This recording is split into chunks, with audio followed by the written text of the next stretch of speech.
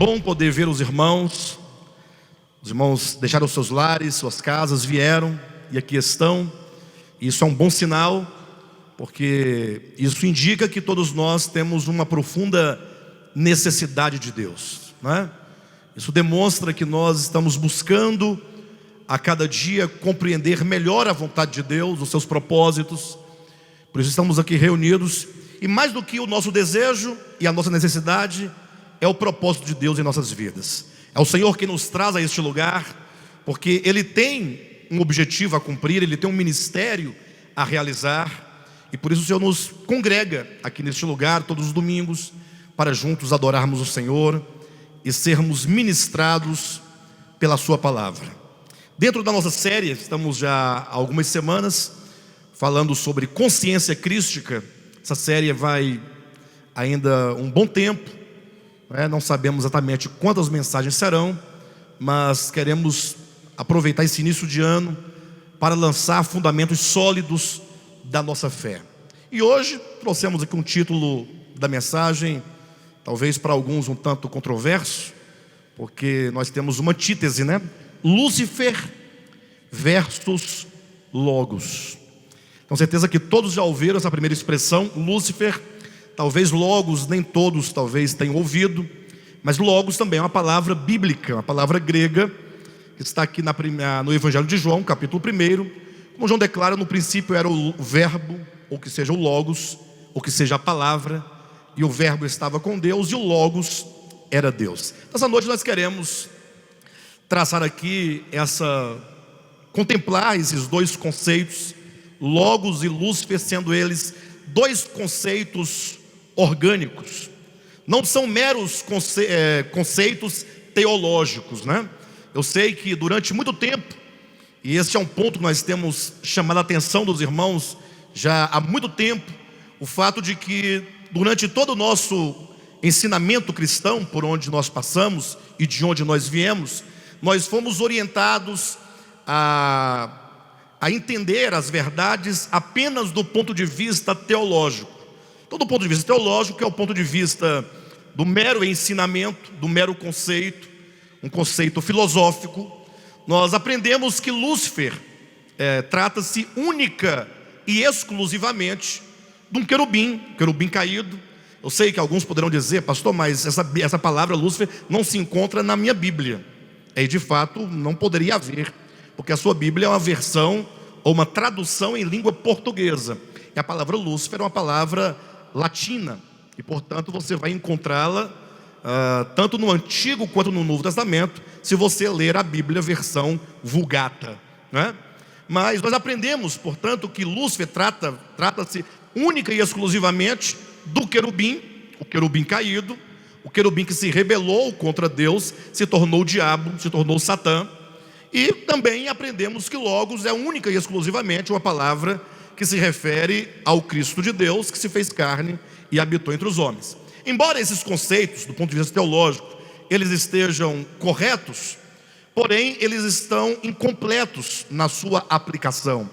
Isso porque nós vamos verificar hoje, nessa ministração, que tanto o termo Logos quanto o termo Lúcifer são aplicados organicamente ou essencialmente a todas as existências inteligentes, sobretudo a nós homens, nós que somos alvo do supremo propósito de Deus, nós que, tendo nascido da carne de Adão, adquirimos uma consciência caída e estamos num processo de adquirir uma nova consciência, ou usando um termo mais estritamente bíblico, poderíamos dizer, estamos no processo de obter um novo coração, um novo espírito, que é o que a Escritura chama de novo nascimento. Então, de antemão, eu preciso que os irmãos, antes de nós entrarmos aqui em alguns textos que nós vamos abordar, que vocês pensem comigo o conceito de Lúcifer e o conceito de Logos enquanto conceitos orgânicos, enquanto conceitos que estão diretamente ligados a duas grandes consciências em todo o universo. Logos, uma vez que se refere ao Cristo de Deus, e está ligado diretamente sobretudo à sua encarnação, o Logos se faz carne para ser homem, e como homem, então o Logos, ele representa, ele instaura uma consciência na criação que está completamente de acordo com a vontade de Deus. Quando alguém se converte a Cristo, logo ele passa a ouvir e a falar muito sobre a vontade de Deus, que nós devemos conhecer a vontade de Deus, que devemos nós fazer a vontade de Deus. Entretanto, muitas vezes se fala dessa vontade de Deus enquanto um conjunto de normas, ou um conjunto de regras, de estatutos, que não raras vezes se aplicam meramente a um viver exterior, a uma prática exterior, e não a um coração. Enquanto que Logos, segundo a Escritura, reflete o coração de Deus. Logos é o Filho de Deus que, ao se fazer homem, ele agora vive completamente para Deus, porque ele ama o Pai, e porque ele ama o Pai, ele está disposto a viver humanamente, até o fim, o último suspiro da sua vida terrena, em conformidade com a vontade eterna do Pai. Cristo, portanto, é não somente o nosso Redentor, mas ele é o protótipo de uma nova consciência que foi instaurada a partir do seu viver humano, ou que seja, da sua encarnação e do seu viver humano. E o contrário disso, Lúcifer, também reflete uma outra realidade, de uma outra consciência. Lúcifer, na verdade, se referindo ao querubim, nós temos lá no início da história, vocês já conhecem muito bem a história da queda de Lúcifer. Quem quiser aprofundar um pouco mais, venham às quartas-feiras, que nós vamos tratar aqui de maneira larga, acerca da queda de Lúcifer, mediante a leitura do livro A Dracma Perdida. Mas Lúcifer, enquanto que significa aquele que porta a luz, Lúcifer que significa literalmente aquele que porta a luz. Nós vamos entender por que nós vamos usar essa expressão Lúcifer, para colocá-la em oposição a Logos. Então logo lermos aqui o capítulo 1 de João. Mas Lúcifer, ele retrata uma consciência que, tendo ela caída, se tornou então uma consciência ante Deus. Se Logos representa o próprio Cristo, que ao se fazer carne vive como homem, segundo a vontade de Deus, completamente amando a Deus e desejando fazer a sua vontade, Lúcifer, enquanto aquele que caiu, ele representa o ego, representa uma consciência e um coração que, tendo se afastado de Deus, sendo ele um mero portador da luz, ele não quis ceder à luz, ele não quis que a luz, que é o próprio Cristo, governasse a sua vida, dirigisse a sua vida, e portanto ele se tornou alguém que se separa de Cristo, se separa de Deus, para tentar projetar uma vida de si mesmo e para si mesmo. Para tanto, eu quero convidar vocês a abrirem comigo a Escritura, no Evangelho de João, no capítulo 1. Este capítulo é um capítulo muito importante de toda a Bíblia. É um capítulo que traz profundas verdades. O Evangelho de João é um evangelho orgânico. De todos os 4 evangelhos que nós temos no Novo Testamento, João é o único que é orgânico em toda a sua literatura, do capítulo 1 até o último capítulo. E no capítulo 1 aqui, então, nós temos algumas verdades fundamentais que eu preciso que os irmãos compreendam.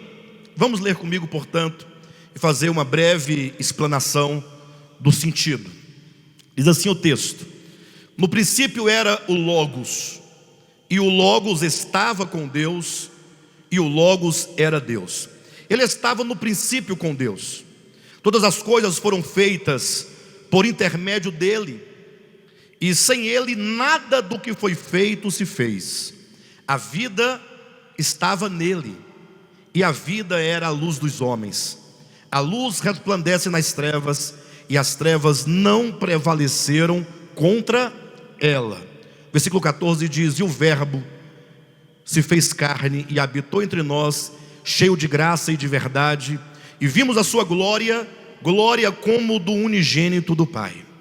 Esse termo Logos é um termo que não se originou no Evangelho de João.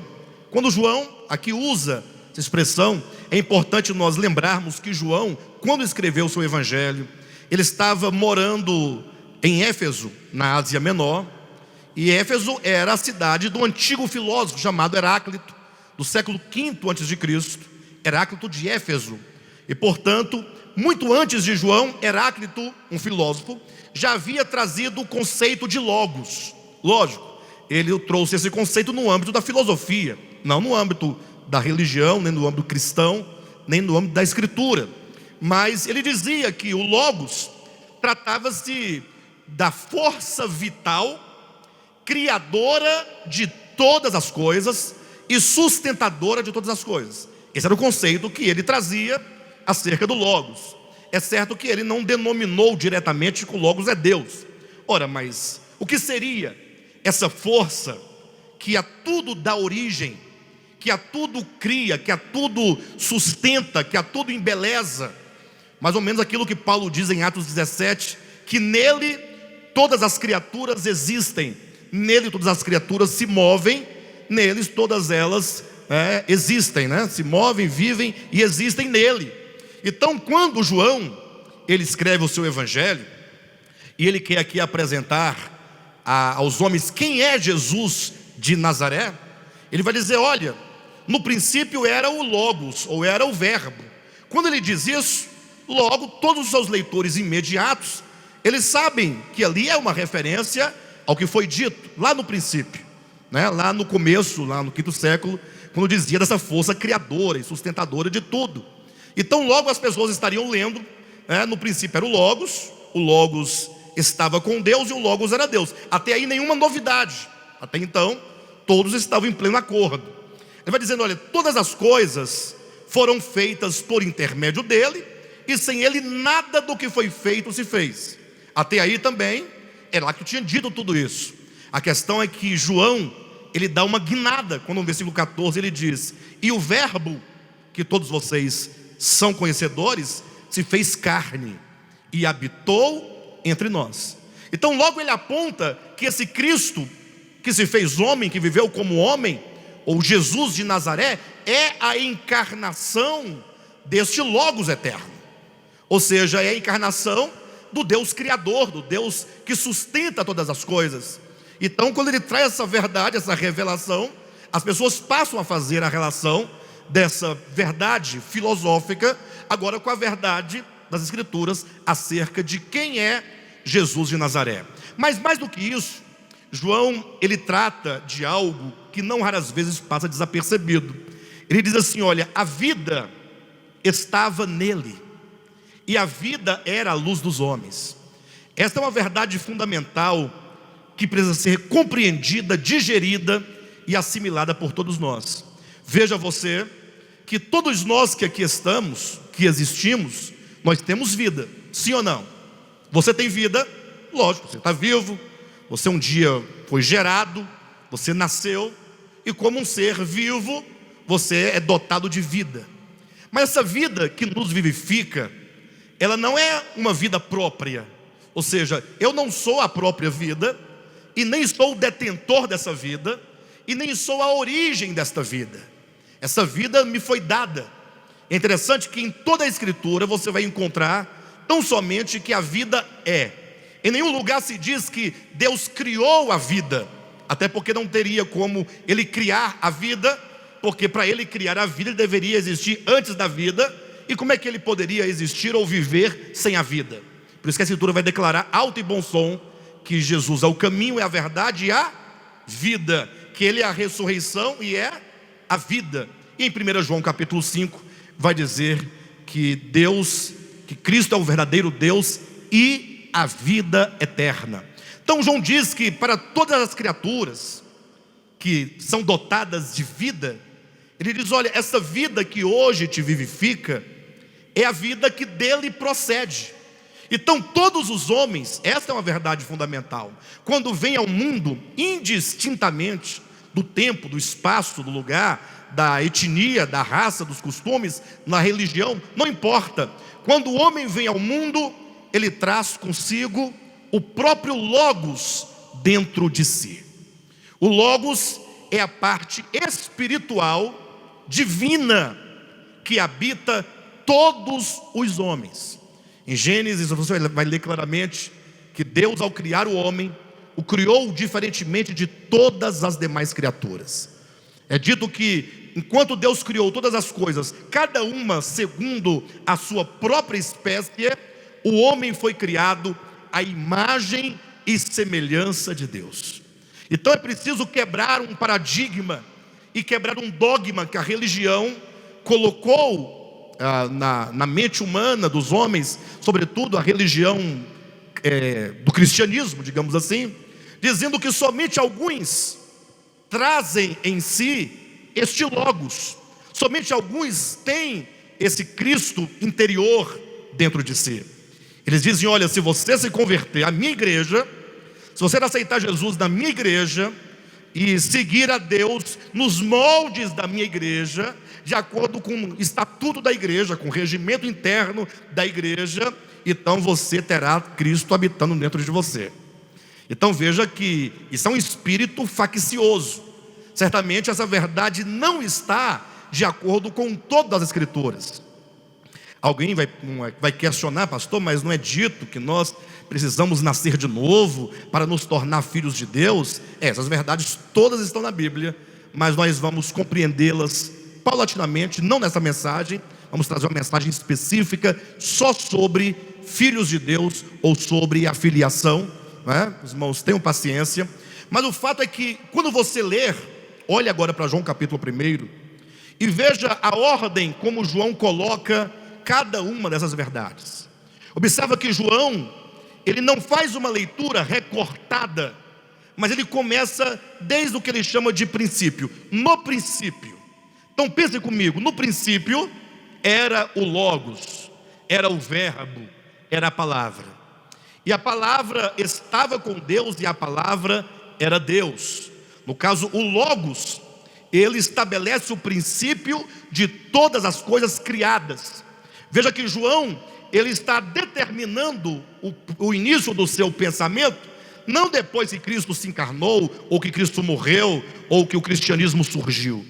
Ele está dizendo: vamos olhar para a origem da verdade. Vamos olhar que no princípio, quando todas as coisas haviam de ser criadas, lá estava Deus, lá estava a palavra, lá estava a razão universal, que haveria de gerar todas as coisas. Versículo 2: ele estava no princípio com Deus. 3: todas as coisas foram feitas por intermédio dele. Então vamos enumerar, acompanhe comigo o pensamento. Lá estava no princípio quem? O Logos, a palavra, o verbo, incriado. E agora é dito que todas as coisas que existem foram criadas por intermédio dele. Ele é a causa e ele é a origem de todas as coisas que existem. E ele continua dizendo na segunda parte do versículo 3: e sem ele nada do que foi feito se fez. Ou seja, tudo o que foi feito tem como princípio vital, princípio orgânico, o próprio Logos. O Logos é que traz à existência todas as coisas. Entenda que tudo o que existe, que tudo o que há, só pode haver, não porque apareceu, como tem a ideia do creatio ex nihilo, né? A criação do nada, uma ideia que Santo Agostinho trouxe no 4º século da era cristã, dizendo: não, quando Deus criou o mundo, ele criou todas as coisas do nada absoluto.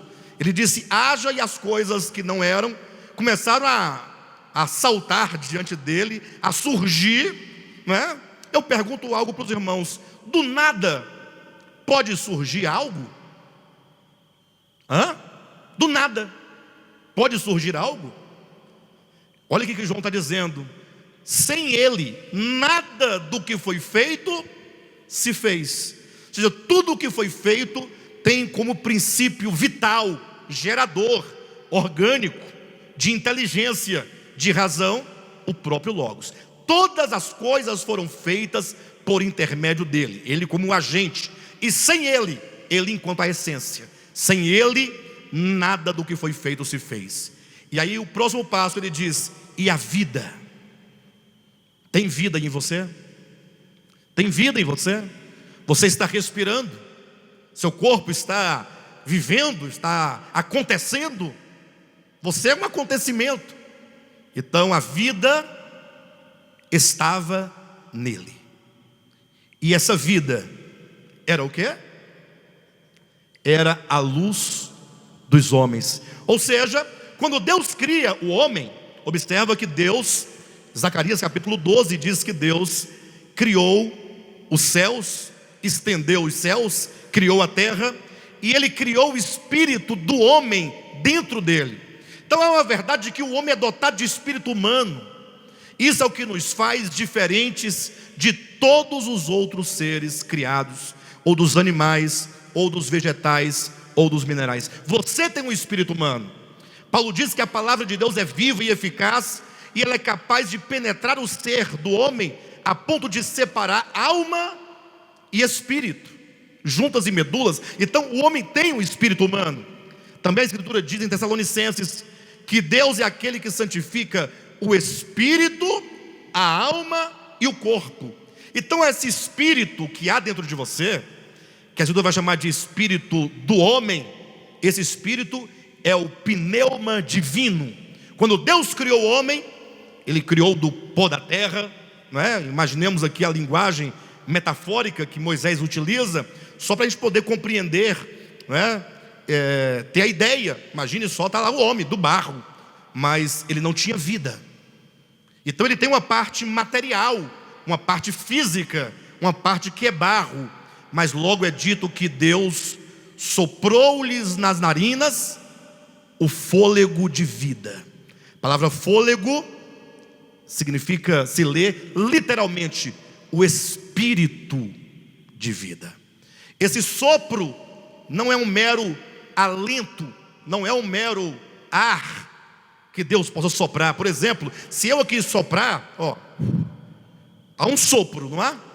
Mas esse sopro que saiu, sou eu? Sou eu? Não. Ele pode ter procedido de mim, mas em si mesmo ele não é eu. Tanto é que ele já foi e eu continuo aqui. E eu pergunto, quando Deus sopra nas narinas do homem, Deus sopra algo que ele possui? Deus porventura possui alguma coisa? Ou Deus é um todo absoluto e tudo o que Ele é em natureza? Deus não possui amor, porque Ele é o próprio amor. Deus não possui um espírito à parte dele, porque o Espírito de Deus é a essência do próprio ser divino. Quando Deus sopra, portanto, Ele sopra o seu espírito, Ele sopra a vida, Ele sopra o Logos. E esse Logos, diz João, é a luz dos homens.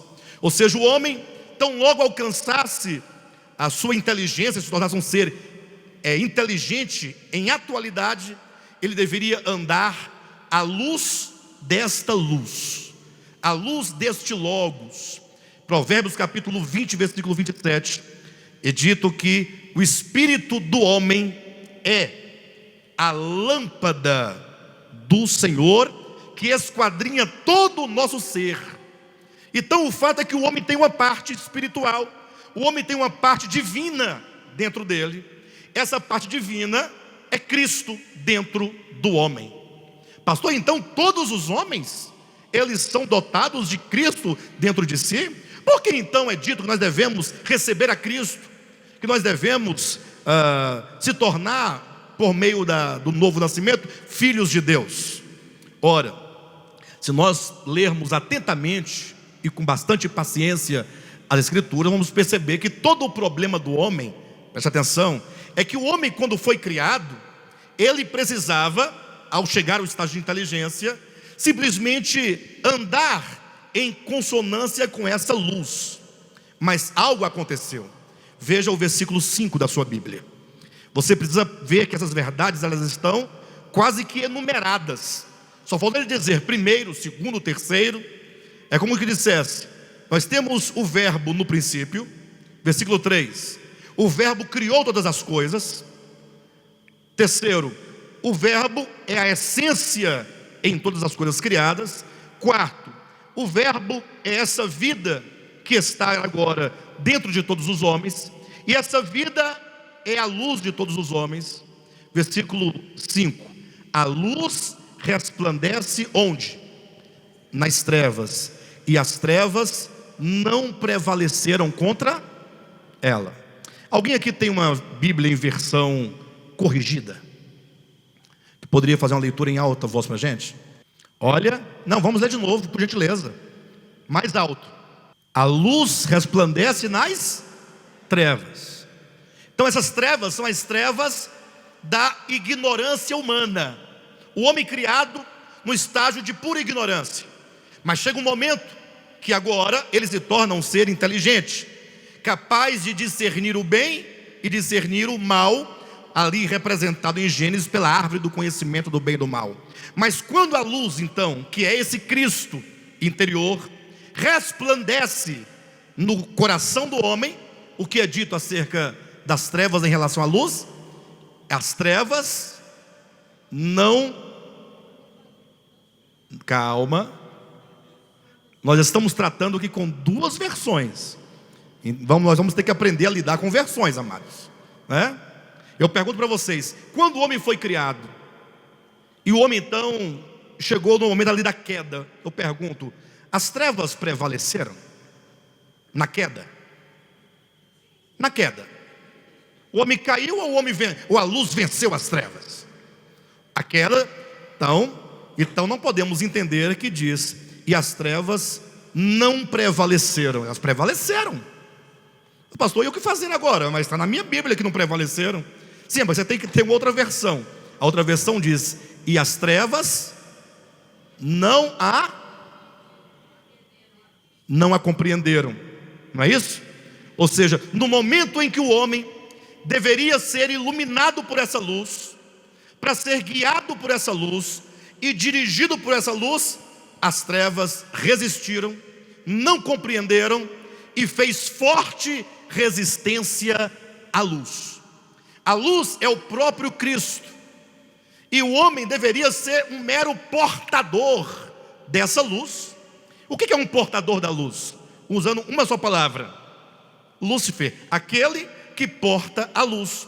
Agora, aquele que deveria estar subordinado e sujeito a essa luz, a essa iluminação, ser guiado por ela, ele fala, não, eu serei a luz. Ele não quer ser guiado, ele não quer ser dirigido. É quando ocorre a queda do homem. E a queda do homem nada mais é do que um estado de profunda ilusão acerca de si mesmo. É o homem que não reconhece o senhorio de Deus, não reconhece a fonte que é Deus, que não quer viver por meio de Deus. E agora então, ele que era criado como um mero portador da luz, se torna de maneira real adversário de Deus, se torna diabo, se torna Satanás. Pastor, mas que coisa mais absurda é essa? Ora, vamos lembrar de dois textos rapidamente, para você digerir bem esta verdade. Certa ocasião, estava Jesus com seus discípulos lá para as bandas de Cesareia de Filipe. Estando lá, Jesus pergunta aos discípulos assim, ora, quem as pessoas dizem ser o Filho do Homem? Aí eles responderam, uns dizem que tu és João Batista, outros dizem que tu és Jeremias, outros dizem que tu és um dos profetas. E Jesus diz, mas e vocês? O que vocês dizem que eu sou? Aí Pedro, naquele momento, discípulo de Cristo, simplesmente tomado por uma revelação, diz, tu és o Cristo, o Filho do Deus vivo. Então logo ele diz isso, Jesus fala, olha, é necessário que o Filho do Homem vá para Jerusalém, e ele seja preso, seja crucificado e seja morto, mas ao terceiro dia ele ressuscitará. Logo Pedro, o mesmo que agora há pouco teve tão grande revelação, disse, Senhor, isso de modo algum te acontecerá. Ou seja, está dizendo, eu vim para cumprir a vontade do meu Pai, para redimir a humanidade, e o caminho da redenção é o caminho da cruz. Por isso eu vou ser crucificado, eu vou ser preso, eu vou ser morto. E Pedro diz, Senhor, isso de modo algum te acontecerá. Pedro estava totalmente disposto a defender a Cristo, com uma boa intenção. Certamente ele estava obstruindo os caminhos da vontade de Deus. O que o texto diz em resposta ao que Pedro disse? O texto diz assim, disse Jesus a Satanás que estava dentro de Pedro, arreda Satanás. Não? Mateus capítulo 16, versículo 23 ou 22, o texto diz: e disse Jesus a Pedro. Ele não diz para um espírito que estava escondido atrás de Pedro, tampouco ele diz para um espírito que estava incorporado em Pedro, nada disso. O texto diz: e disse o Senhor a Pedro: arreda, Satanás, tu és para mim uma pedra de tropeço, porque tu não cogitas das coisas de Deus, mas cogitas das coisas dos homens. E aqui nós temos um claro contraste entre o Lúcifer e o Logos. O Logos é aquele que diz: o Pai tem uma vontade eterna, o Pai me enviou ao mundo, e como homem eu estou vivendo para o Pai, para cumprir a vontade ou toda a vontade do Pai. Lembra quando lá no Getsêmani Jesus dizia: Pai, se possível for, passa de mim esse cálice, todavia que não se faça a minha vontade, mas a tua vontade. Ou seja, ele é aquele que é fiel, obediente, em amor, até o fim.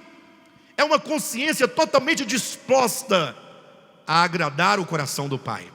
Em contrapartida temos Pedro. Pedro, um homem como você, de carne e osso como você, mas que guiado e tomado pela consciência caída, tomado de violência interior, estava disposto a fazer uso da própria violência para impedir que os propósitos de Deus se realizassem. Mas é a razão que ele chegou a tentar, cortando a orelha do servo do sumo sacerdote, não é? Quando Jesus foi preso. Então por isso que Cristo fala assim: olha, arreda, Satanás. Pedro ali era um adversário, estava em frontal, estava em oposição frontal ao próprio Cristo. E portanto o termo Satanás, adversário, é aquele que, tendo sido criado para ser o portador da luz, e tendo a luz e ser guiado pela luz, iluminar, não, ele simplesmente se torna independente, e agora todo o seu agir, todo o seu viver, todo o seu pensar, todo o seu falar estará sempre em oposição à vontade eterna de Deus, estará em oposição ao Logos de Deus. Há um outro caso, está lá em João, Evangelho capítulo 6, salvo engano, quando Cristo, depois de ter pregado e as multidões abandonaram a Cristo, ficou somente Cristo e ficaram com ele os seus 12 discípulos. Jesus pergunta assim: olha, todos foram embora, me abandonaram, vocês também não querem voltar? Vocês também não querem ir? Não querem me abandonar? Pedro novamente disse: Senhor, para onde iremos? Somente tu tens as palavras de vida eterna. E neste momento Jesus fala: olha, eu não vos chamei em número de 12?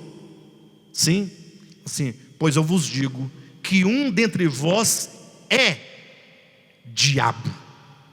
Olha que os termos diabo e Satanás são aplicados diretamente a homens, quando esses estão em total oposição ao Logos de Deus.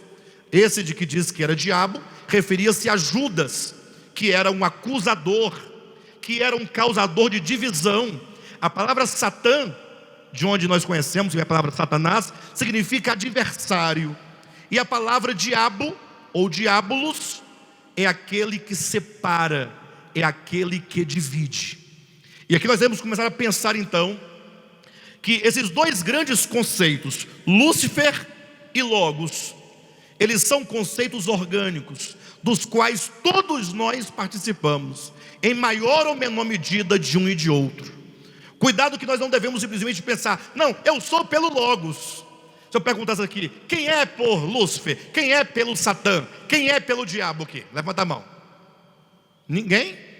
O Bruno foi assim e arrumou o óculos. Eu pensei que você ia levantar a mão. Ninguém diria que é. Até aqueles que me parece que estão do lado do bicho ruim, até eles dizem que não estando, né? Aí todo mundo quer estar do lado de Deus, todo mundo quer estar do lado do Logos. Mas eu pergunto, ora, o que vale efetivamente? São as nossas palavras que soam e logo desaparecem, ou a nossa disposição e o nosso nos colocar no mundo de acordo com um ou de acordo com o outro? O que vocês acham? O que vale? É a mera palavra ou o se portar, o se conduzir no mundo? Então nós temos que pensar que esses conceitos, eles são conceitos dos quais nós participamos. Não são meramente conceitos filosóficos, são conceitos orgânicos. E para ilustrar isso, ou demonstrar isso, Paulo escreveu sobre esse assunto. Ele colocou claramente ou expressamente aqui no livro de Filipenses. Abra sua Bíblia, capítulo 2 de Filipenses. Nós vamos ler aqui, e os irmãos vão compreender exatamente como que Paulo falava desse assunto, ainda que não usando talvez esses termos como mente crística, consciência crística, ou essa diversidade, luz e logos. Mas veja o que ele diz aqui, capítulo 2, versículo 5. Paulo escrevendo aos crentes, Paulo escrevendo à igreja, portanto escrevendo a mim e a você.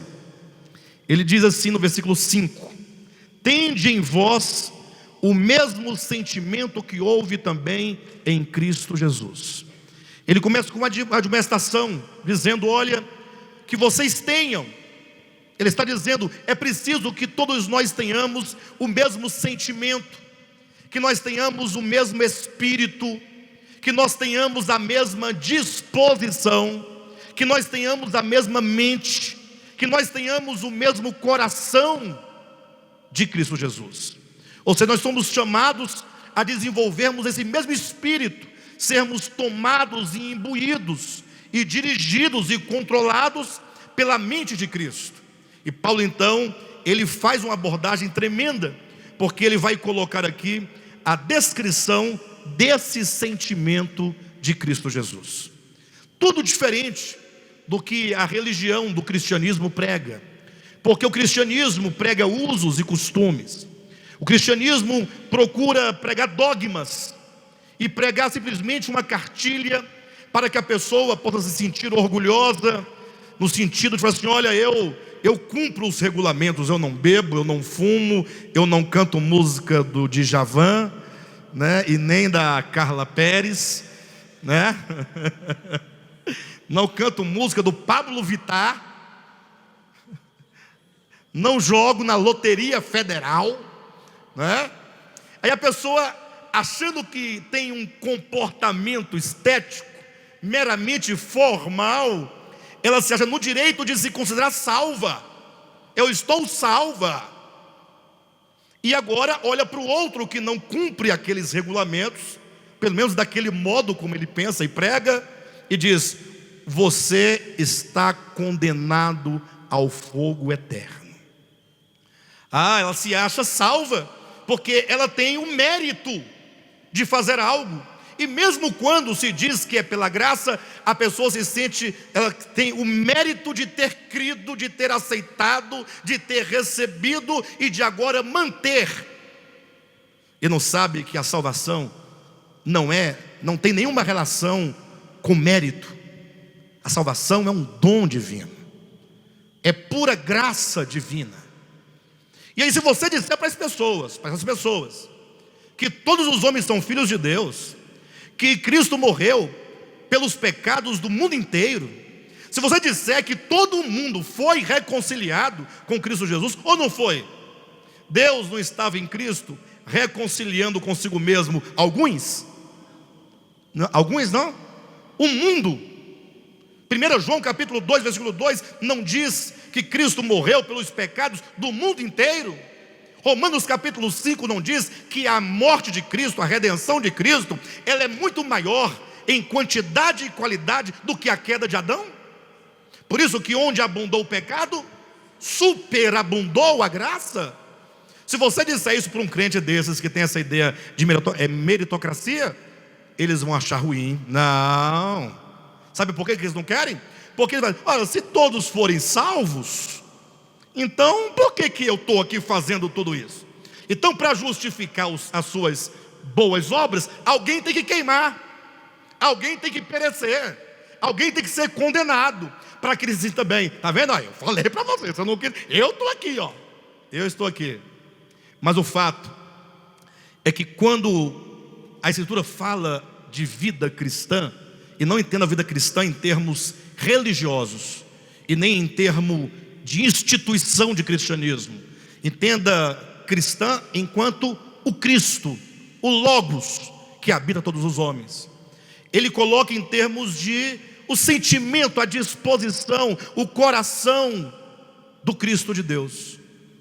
E aí ele vai dizer assim, vamos voltar para o versículo 1 do capítulo 2, me acompanhe.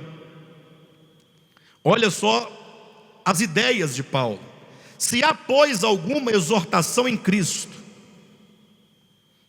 alguma consolação de amor, alguma comunhão do Espírito, se há entranhados afetos e misericórdias.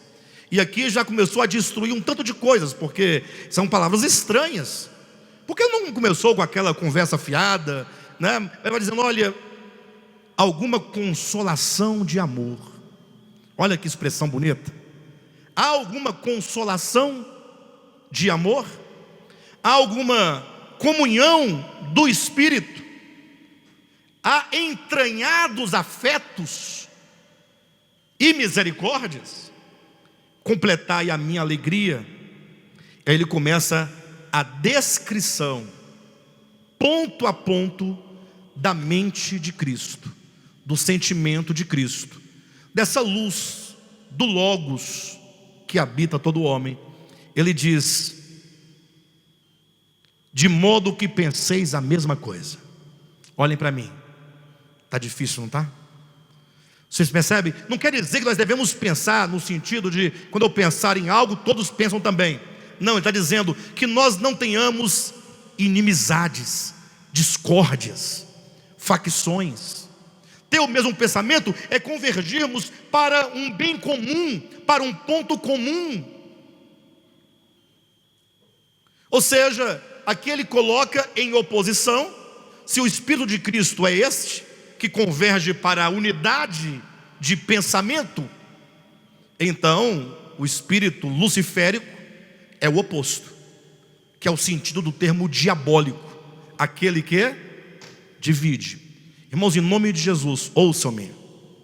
Toda divisão, não importa ela com que nome ela chegue, não importa qual o nome que você dá, se causa divisão, se causa separação, se causa rompimento, seja nas relações familiares, de pessoas, de igreja, não importa o âmbito, se divide, se separa, é diabólico.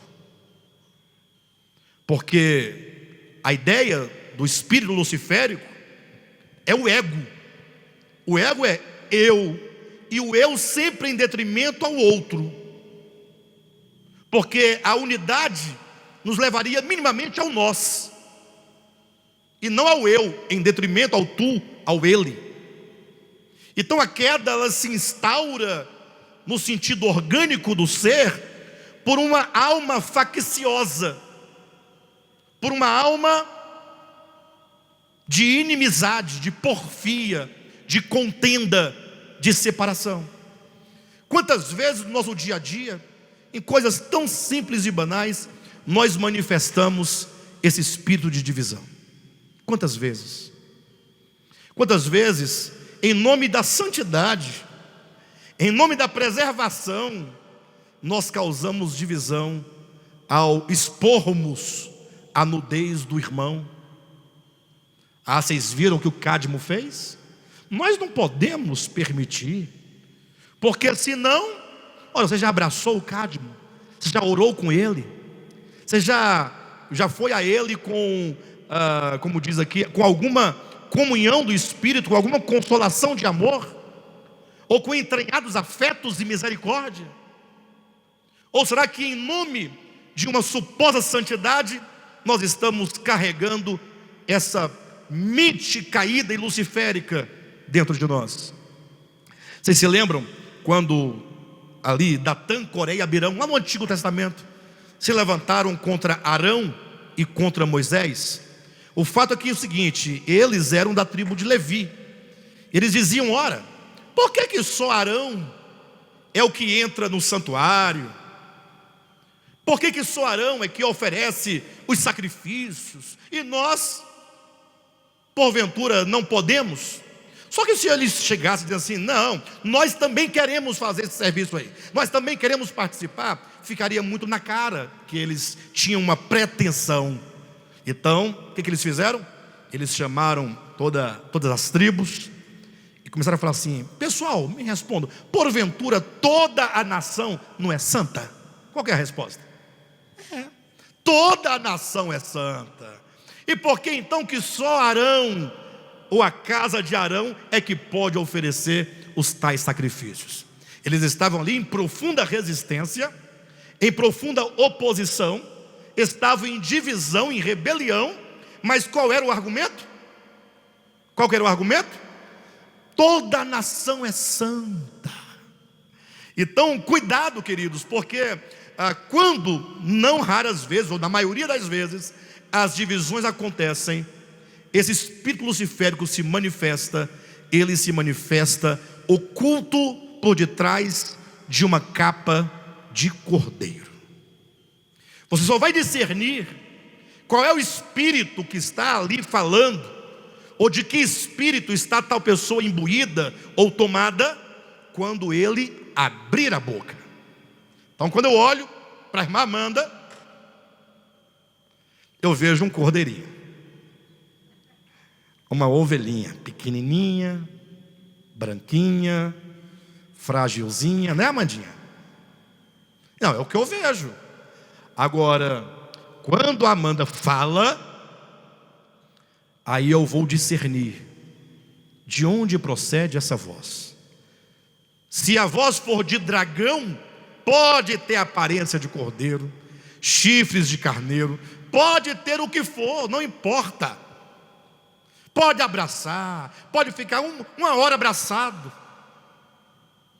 Tem gente que abraça você e fica abraçado.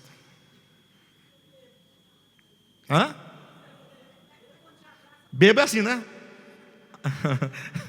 Nem todos, é uns que quer te bater, te matar. Tem bêbado que quer matar, mas tem outros que fica.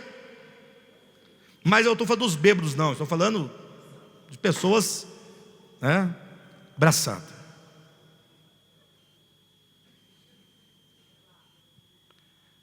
Aí você fala assim: não, por aí não. Tudo bem, abraço é bom, mas vamos ouvir a voz.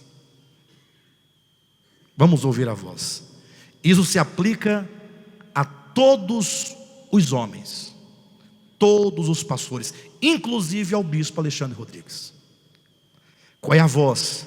Essa voz me dirige para: tenhamos todos um só pensar, de modo que penseis a mesma coisa, tenhais o mesmo amor, sejais unidos de alma, tendo o mesmo sentimento. Olha esse espírito que maravilhoso. Olha quando nós fomos tomados, ou que nós deixarmos nosso orgulho de querermos viver por nós mesmos e para nós mesmos, e nos entendermos, nós somos criaturas, somos homens, e o Cristo que habita em nós, Ele é a luz, e nós nos submetemos completamente à luz. Nós vamos ter esses traços de espírito e de coração, esses traços.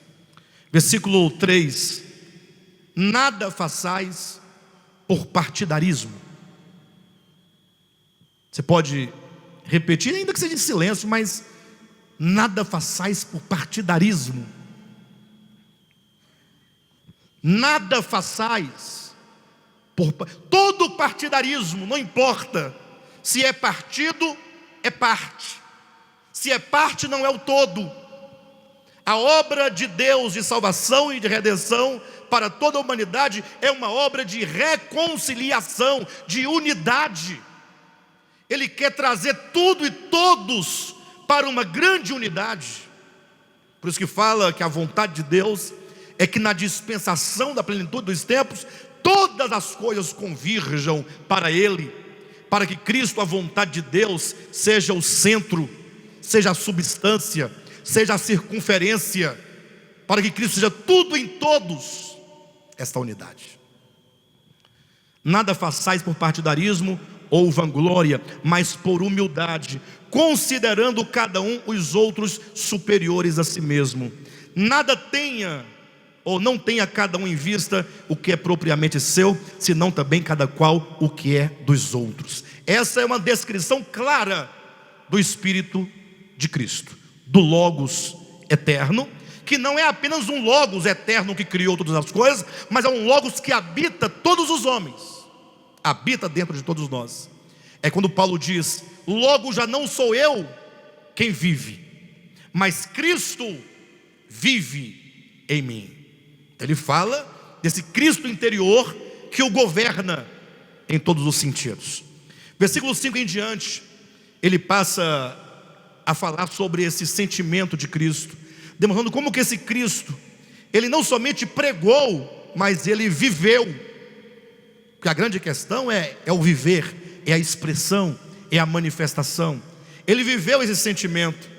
E quando eu leio essa porção dos 5 em diante, eu não consigo fazer uma leitura unilateral. Eu sempre percebo aqui, nas entrelinhas do que ele vai ser dito dos 5 em diante, ele falando de forma implícita do espírito luciférico caído. Que ele diz assim: olha, tende em vós o mesmo sentimento que houve também em Cristo Jesus. Pois ele, aí começa, subsistindo em forma de Deus, ou ele, sendo Deus de forma real, não julgou por usurpação o ser igual a Deus. Aqui está a origem. Se você olhar e falar assim: pastor, mas tudo que você leu aqui do versículo 1 ao versículo 4, um só pensamento, um só sentimento, um só amor, unido de alma, nada a fazer por partidarismo, nem por vanglória. Mas é muito difícil, pastor. Eu concordo com você que isso não é muito difícil, isso é impossível. Para o homem caído, isso é impossível. O ego nunca irá se submeter a essas verdades. Você pode ameaçar com um fogo eterno, você pode ameaçar com garfo, com macumba, com o que você quiser. Você pode ameaçar dizendo que vai bater o carro, vai capotar o carro, vai ter câncer, vai morrer atropelado, vai ter um AVC. Não importa. O ego nunca consegue ou conseguirá satisfazer essas verdades divinas, porque elas não são verdades escritas, elas não são verdades filosóficas, dizem respeito ao ser divino. O Logos é assim, o Cristo é assim. Vida cristã é uma associação, uma união a esse Cristo, para que ele viva. Por isso é dito que Cristo, sendo Deus, não julgou o ser igual a Deus. Tem uma outra versão que diz: não se aferrou ao fato de ser Deus, não se apegou, não se segurou nessa verdade suprema. Ele poderia dizer: não é assim, eu sou Deus. Não é assim quando o homem tem uma certa autoridade, quando o homem tem um posto de autoridade, de governo, logo ele não reivindica, os seus direitos e o que ele é. Imagina quando uma pessoa está numa situação e aí alguém não permite que ele corte uma fila, que ele seja atendido primeiro, ou ele passa numa blitz e alguém para ele e ele não quer fazer o bafômetro, qualquer coisa nesse sentido. Logo a pessoa fala assim: você sabe com quem que você está falando? Não tem essa ideia?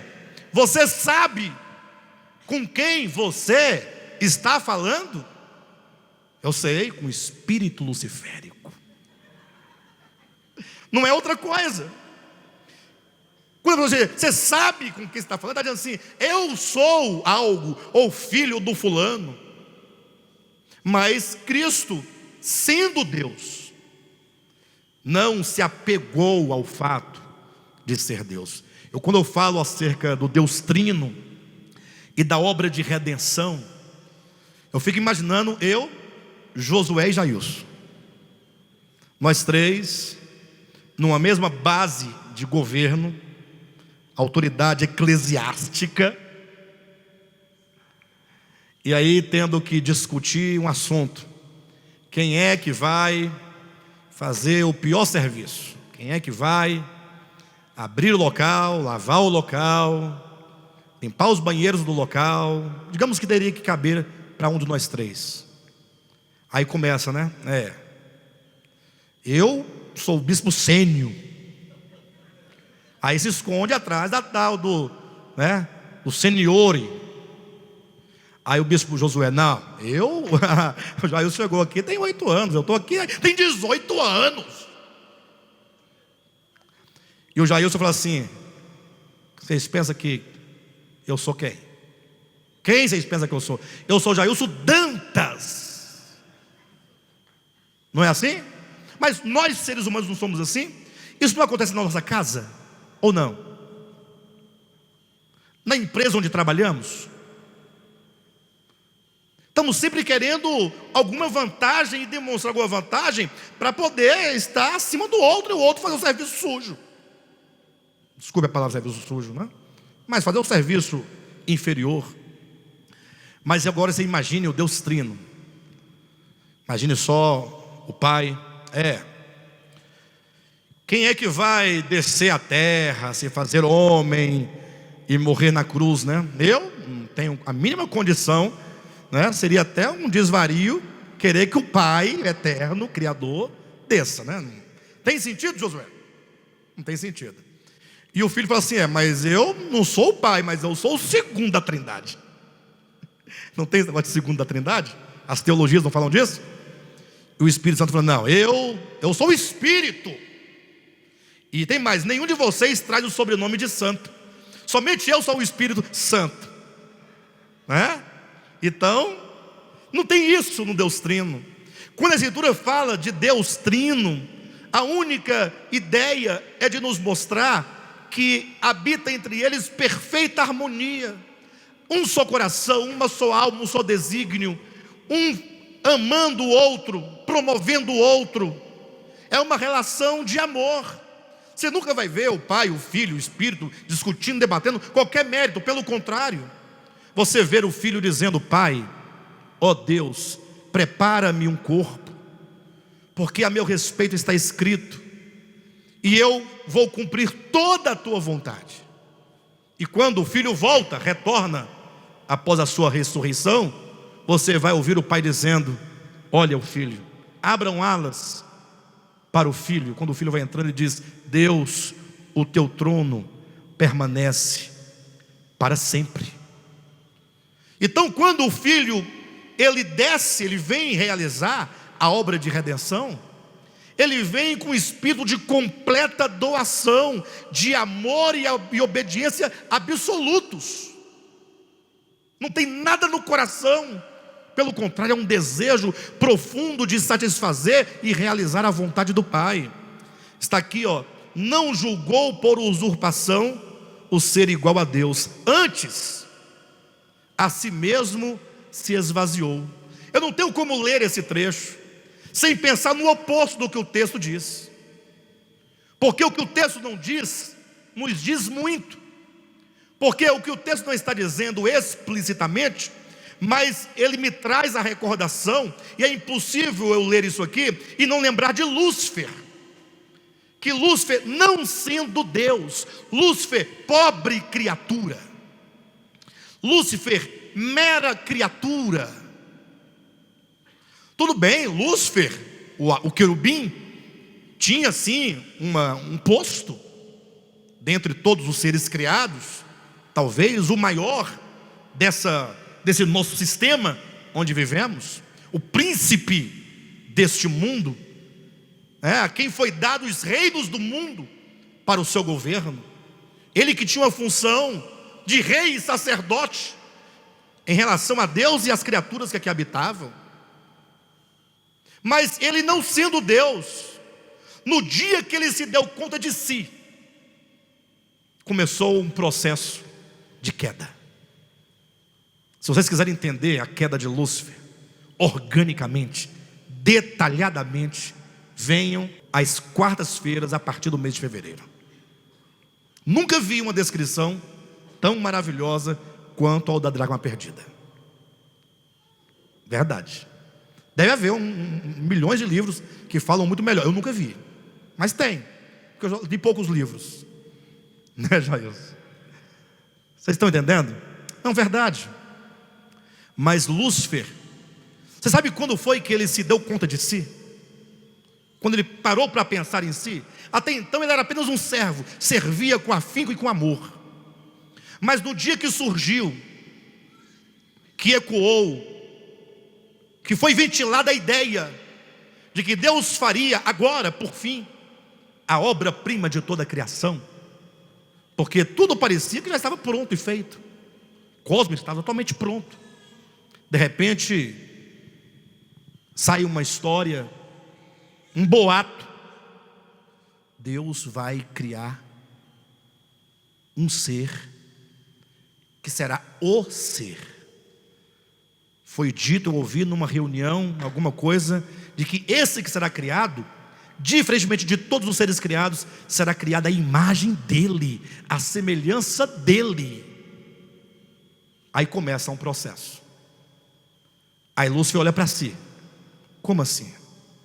Talvez ele ficasse até, de certo modo, satisfeito de ser o menor abaixo do Deus Trino, não igual ao Deus Trino, mas se eu for o maior da criação, o menor abaixo do Deus Trino, aqui nesse está de bom tamanho. Mas quando ele descobre que viria uma criatura chamada homem, criada à imagem de Deus e à sua semelhança, aí ele começa a olhar para si. Aí começa todo um problema. Se aqui é dito que o Logos, o Cristo, sendo Deus, não quis usurpar ou tomar para si esse fato na força, se fazer Deus, se por Deus, sendo, querer falar: não, eu vou ficar aqui porque sou. Ele não fez isso. Ele antes se esvaziou, aquele, o Lúcifer, que não era criatura, pobre criatura, mera criatura, ele desejou ser. Aquele que não é, disse: eu serei. E aquele que é, disse: eu me esvaziarei do que sou. Olha a diferença. Esse se enche de algo, esse se esvazia de algo. Mas não é um esvaziar-se de essência, de substância, é do coração, é a disposição. Tende em vós o mesmo sentimento. Aí você pode colocar: tende em vós o mesmo sentimento que houve em Cristo Jesus, e não tendes em vós o mesmo sentimento de Lúcifer na sua queda. A semelhança que é a mesma, a relação é a mesma, né? Aí diz assim: antes a si mesmo se esvaziou, assumindo a forma de servo. Sendo Deus, ele não se apega ao fato de ser Deus, mas se esvazia para ser servo. O outro, Lúcifer, diz: não, eu serei, exaltarei o meu trono, serei semelhante ao Altíssimo.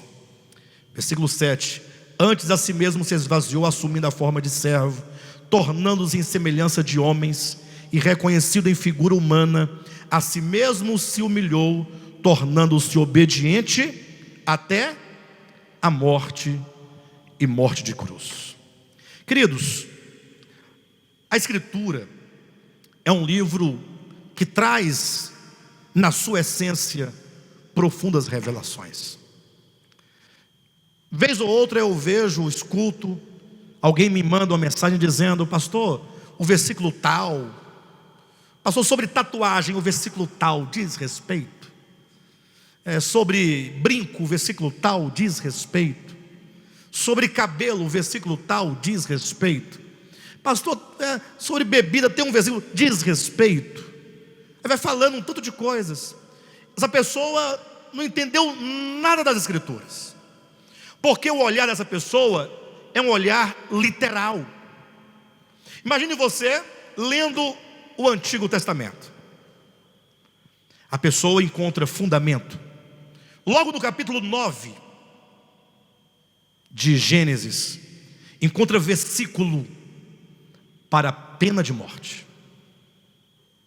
E vai pregar a pena de morte, dizendo que Deus disse que aquele que matar um homem pagará com a sua própria vida. Aí ele vai encontrando textos e versículos, e ele vai juntando as histórias. Aí com as histórias ele tem base. Base sabe para quê? Base para matar, base para odiar, base para perseguir. Encontra base para fazer guerra santa, batalhar em nome de Deus, orar a oração da destruição do outro. Ora, porque você vai encontrar uma série de situações. Pastor, mas não é a escritura, é inspirado? Sim, mas a leitura deve ser uma leitura orgânica, procurando entender qual é o sentido da revelação. Queridos, todas aquelas batalhas, pense em você, que Deus tirou o povo de Israel do Egito. Eu não mudei o assunto, tá? Estou me encaminhando para o desfecho da mensagem. Tirando o povo do Egito, Deus agora quer um povo para si, de propriedade exclusiva. E você vai encontrar agora o contexto histórico, ou pelo menos tido por histórico, que é um contexto de muitas batalhas. A história de Israel é a história de vários inimigos contra ele e de várias batalhas. Israel tinha pelo menos 3 grandes inimigos: a Síria, Babilônia e o Egito. Mas o que isso nos ensina? 1 Coríntios capítulo 10, versículo 6, o apóstolo Paulo diz, falando da história do povo hebreu, da história do êxodo, das batalhas, dos dramas que eles viveram, ele diz: essas coisas nos foram escritas para exemplo. Você pega a palavra exemplo lá no grego, tá lá, foram nos dados por símbolos, por figuras. Ou seja, você tem que ter o discernimento e o significado de todas aquelas coisas. Ora, se você imaginar que há vários livros sacros no mundo, a Bíblia não é o único livro sacro, e os muitos livros sacros de grandes homens, sobretudo os do Oriente, eles também falavam de batalhas e de guerras, mas os grandes mestres da humanidade sempre perceberam que todas as batalhas narradas, elas representam batalhas interiores, representam. Hoje nós temos a Síria por inimiga, ela está dentro de nós. O Egito, Babilônia. O Egito representa a subsistência. É quando o homem, confiando em si, com medo do futuro, deixa de confiar em Deus e se deixa escravizar pelo mundo, com vistas a garantir o que comer, o que beber e o que vestir. A Síria fala do mundo do pecado, Babilônia do mundo da religião. O homem, todos eles estão sendo constantemente atacados por esses inimigos. Todos os inimigos de Israel no Antigo Testamento devem ser percebidos como inimigos no interior dos homens. Quando diz que Israel, na sua história, ele era derrotado por aqueles inimigos, ora, quantas batalhas nós não perdemos? Ora, nós sabemos o que é a vontade de Deus. Foi dito hoje sobre o Espírito de Cristo, sobre esse Logos, o mesmo sentimento de Cristo. Você tem um desejo de alcançar isso, ou não tem?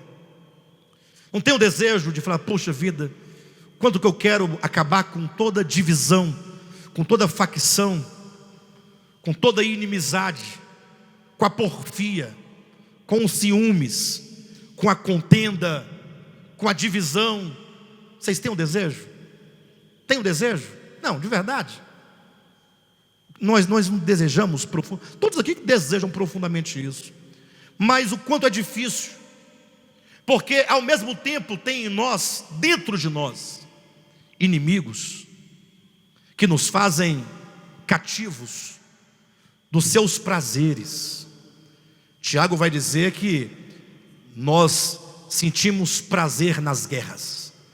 Ele vai dizer que nós muitas vezes nos batemos, nos mordemos, nós matamos uns aos outros por causa dos prazeres que militam dentro de nós.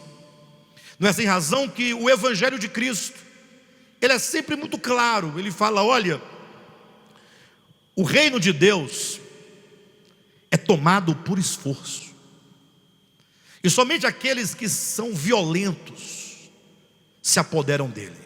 Tendo violentos no sentido, aqueles que lutam contra si mesmo, aqueles que constantemente dizem não a essa consciência luciférica, a esse ego caído.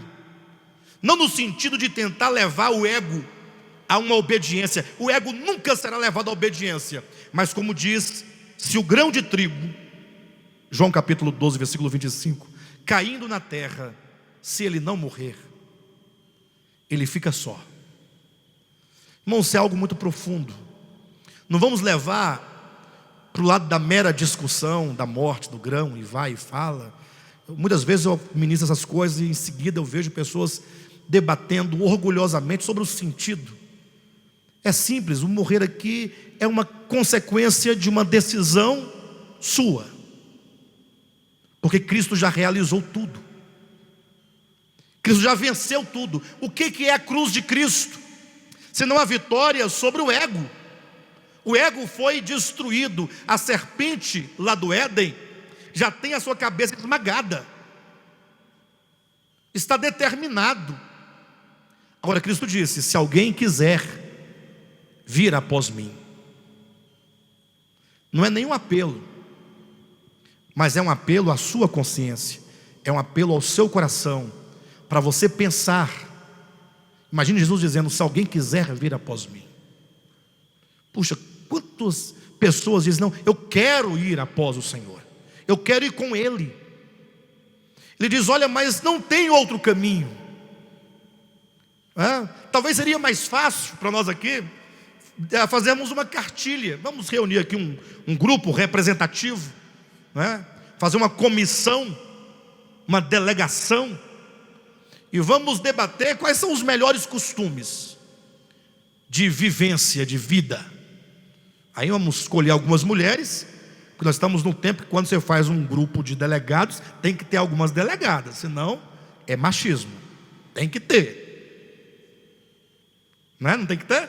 Vamos escolher algumas irmãs para ninguém. Né, Josué? Aí vamos lá, qual que é? Aí cada um vai dar um parecer, vai dar uma. O Josué falou: não, eu acho que uma questão de moral, de ética, até mesmo de virtude, digamos assim, que os membros do De Volta à Palavra, eles devem se abster de parque de recreação. Mas por quê? Não, porque lá no parque passam umas músicas lá, feia. Vão as mulheres de short curto, uns homens de sunga passeando no parque. Então, para evitar essas coisas, a contaminação, fica expressamente proibido que não se pode ir ao parque que antigamente chamava Parque Rogério Piton Farias. Agora, salvo engano, é Sara Kubitschek, né? Alguma coisa nesse sentido. Mas está expressamente proibido ir ao parque. Fica fácil. Aí quem está chegando, vai, é fácil demais aqui, a primeira regra: proibido ir ao parque, pronto, não vai ao parque. E quando passar de carro ou de ônibus, não olhe para dentro do parque. Se possível, feche os olhos e pergunte: já passou? Você vai estar livre. Faríamos uma cartilha com 15, 20, 30 estatutos. Resolveria o problema? Então, não há outro caminho. O Evangelho diz: se o grão de trigo não morrer, ele fica só. Mas se morrer, produz muito fruto. Então toda a nossa frutificação para Deus e para os homens depende do quanto que nós morremos. E não precisa debater o assunto, é só refletir o assunto e procurar dentro de você a necessidade e a luz, e falar: Logos, eu sei que tu estás aí. Eu sei que a luz está aqui.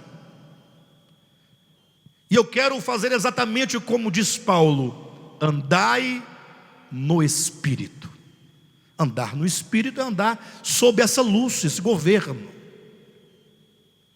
Senhor, mostra-me. O Senhor vai revelar tanta coisa. Mas não se assusta não, e nem desiste. Porque uma coisa é certa: quando nos colocamos no caminho da verdade, as coisas começam a aparecer. Enquanto você está longe da luz, você não vê muita coisa. Se aproxima da luz, você vê, para você ver o que vai acontecer. Você vai ver tanta eiva, tanta coisa ruim vai aparecer. Você vai se estranhar. Fala: eu não acredito que está acontecendo isso comigo. Não, é você mesmo. Sempre foi você. Você não via. A luz está mostrando, está revelando.